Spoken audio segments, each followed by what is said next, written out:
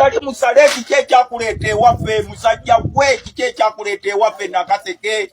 Sali musale kike bannange mbasaba tubanja akalulu kaffe. Honorable Lutamaguzi yevuma Jeno Sali Musale ono akaabye okuva ku lunaku olw'akalulu obula ngenda kubanga mukongera agamba nti ono yakwakudde obwanguzi bwe buli kimu akina oyo nno si yekka n'abalala bangi nnyo nga Honorable ayitibwa Kayemba Solo ono naye agamba obwanguzi yali abulina obula ate bye balangira obulya byali byawukana ku ebyo byakuŋŋaanya mu balonzi obula mu mawulire ag'ennaku aba UPDF akigambibwa nti 20 olunaku lw'eggulo bafunye akabenje dekabusa era ebyaddala emboozi tugenda kuba nga twongera okuba nga tugikuleetera wabula abayirabiddeko n'agaabwe bagamba nti wayinzika okuba nga abamu tebasimatuse wabula abamu baddusiddwa. Details ezisinga tujja kuba nga tuzikuwa wabula ge gava site zeeyo.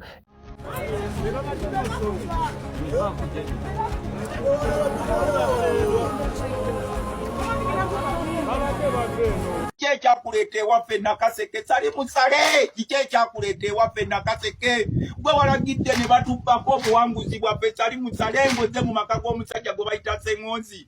Ab'akakiiko k'okulonda ne bakugamba nti bo bagasse buli kimu kiganye n'obagamba nti ekani bye eliminated ne bakomawo wano Saida Bumba najja n'omukyalo omulala gwe babadde balagira okulangirira. Sali musale gwakukola jene waffe Nakaseke okubba obuwanguzi bwaffe. Sali musale kandwana w'omuganda wa Museveni wakyova buli kamu ojjobba obululu bwaffe mbusebo bwe babadde bali ab'akakiiko k'okulonda bamugambye tugasse buli kimu kiganye kukalulu ka Lutamaguzi tubaleke ne batukakanakawe ne baga tugasse buli kimu kiganye. Sali musale n'atuula wali ewa Ssengonzi omusajja bamuyita Ssengonzi Damulira n'abagamba n'abayita ab'akakiiko k'okulonda n'abagamba declare all NRM candidates. Nze sinenya muntu we Nakaseke bampadde era njagala kwebaza n'abaana abakumye ddala forms kuba buli ddala form yange obwedda bagigula milioni 3 naye abaana ne bazikuuma zonna ne bazimpa simanyi na mutima gwe bakozeseza. So bannange mbasaba tubanje akalulu kaffe aka president naye bakabye ebitundu by 90 obwedda figure ze bazikyusa. Tubanje akalulu ka Kyagulanyi, tubanje akalulu ka Lutamaguzi, tubanje akalulu ka Nakawooya. Bannange ne Nakaseke Sali musale ye yaleese order okulangiriramu ebyo bye balangiridde era fomu zonna nzina. Owabeerayo omuntu yenna agamba nti abantu be Nakaseke abanenya tebampadde kalu mumusindikire mulage zino fomu ebizirika ebyakakiiko k'ebyokulonda kubanga babadde ate nga bagitwadde ne baginoonya bagigule ku baagenti baffe milioni 10 nga bagamba nti tebasoose collectinga nsobi. Eno nange ngenda kubawaako kopi bw'osanga nga bubbi okuno tekuliiko bubbi ne kudyala fomu bw'onkubirako nti ffe twalondedde gindi tulage nanke eri wano bwe bibanga bitaalinga nga si yenzo. So eno kopi tugibawadde mulyoke mumanye obubbi obwabaddewo mu kitundu kyaffe eky'e Nakaseke ne wabadde order abavubuka temwebaka bano abasajja kujjanga kutubba bagende kati Sali musale ng'ojjobba akalulu ka Lutamaguzi ate abalina buli kimu kyonna mu ggwanga ne bajja ne bakubbako obuwanguzi. Tebo Sali musale taata twala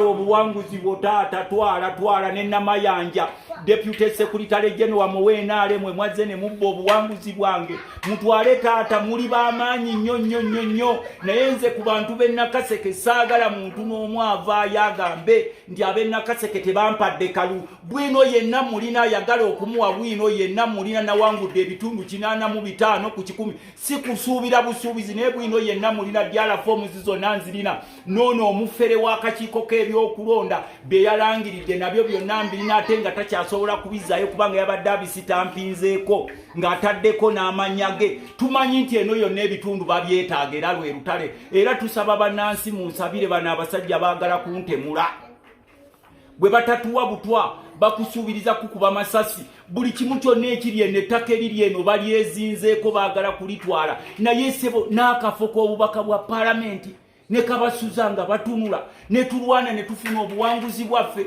buli kaseera ne tubanga tuli mu mannyo ga mpisi batwetoolodde eno yonna bajja batwala ettaka ly'abantu batwetoolodde obukulembeze bonna mu kakiiko k'ebyokulonda bokka b'osangayo mu kakiiko bw'otasanga tasobya osanga aheebwa bw'otasanga aheebwa osanga byamukama bw'otasanga byamukama osanga kuniihira bw'otasanga kuniihira ogenda okudda eno ng'osanga tumusiime. Kakati ffe be muzinga kene waffe ffe tukole ki? Tuli ku kisenge tusaba bannange Katonda atuddiremu kubanga tetukyalina ssuubi mu nsi yaffe. Ebintu byonna tubikuŋŋaanyizza tubibawadde, tumanyi nti muli ba buyinza, mulina emmundu, mulina ababayambako mu kukwata abantu, mulina ababayambako kukola kyonna, naye ssebo salimusale taata akafo twala, taata akafo twala, ffe twakuŋŋaanyizza ebintu naye taata tonzita taata akafooko twala akobungude by 85%, Nakawe yawangude by 72%. Era olwaleero ab'NRM banaababuuza results ze baafunye baazigyewa nga tebazirina. Kiki ekyasudde Mpuuga ne banne mu katambi kano binnyonnyoddwa bw'ebiti? Ego oba amalala ekimu ku bintu ebisinze okusuula ffe abasajja, nange kanneeteekemu ffenna. Era bw'otamanya ddi lw'okikontrolinga, bw'otamanya ddi lw'ejjamu amalala, lw'ejjamu that ego, omaliriza ogudde. Ekyasudde Mpuuga, Oweekitiibwa Mathias Mpuuga, ego. Ekyasudde Bwanika Busiru, naye ekyasudde Mathias ego, malala. Nze sigambwako okunyoomereza. Kati ofunye bw'watuulamu n'ogamba bw'walya miliyoni 5 oli musajja mugezi. Amawulire gaafuluma nti olidde ekyamaanyi ennyo wali ogamba Buganda esinaba nazikwatako naye ssente nzeegaanye nsaba kunsonyiwa. Ne weetereeza mu kibiina kyo n'ogamba naye gunsinza aliwa bitono. Manyi si kyangu. Nange eno nadde njagala okukola vidiyo eno nagirowoozezaamu nnyo. N'ebigambo nga mbinoonya kubanga nkimanyi ffenna abasinga naddala abasajja amalala gatusuula nnyo. Ego etusuula nnyo. Omuntu omu yaŋŋamba nti you have to have the level of confidence ekuleetera okumanya nti ne bw'oba oli mukyamu ng'osobola okugamba neetonze because oli muntu. Mathias Mpuuga, abantu abatamanyi Mathias Mpuuga abajjukira walk to work 2011. Mathias Mpuuga ye yatandika walk to work crusade eyo n'agikupimamu omuliro. Kuba ebiseera ebyo amasannyalaze gaali ku Dr. Warren Kizza Besigye, musajja gwe basibye ebbanga ttene nnyo. Naye Mathias Mpuuga eyali idea ye yagiteekamu omuliro, eyakuma ku bantu. Awo nga is a vibrant young lawyer and member of parliament.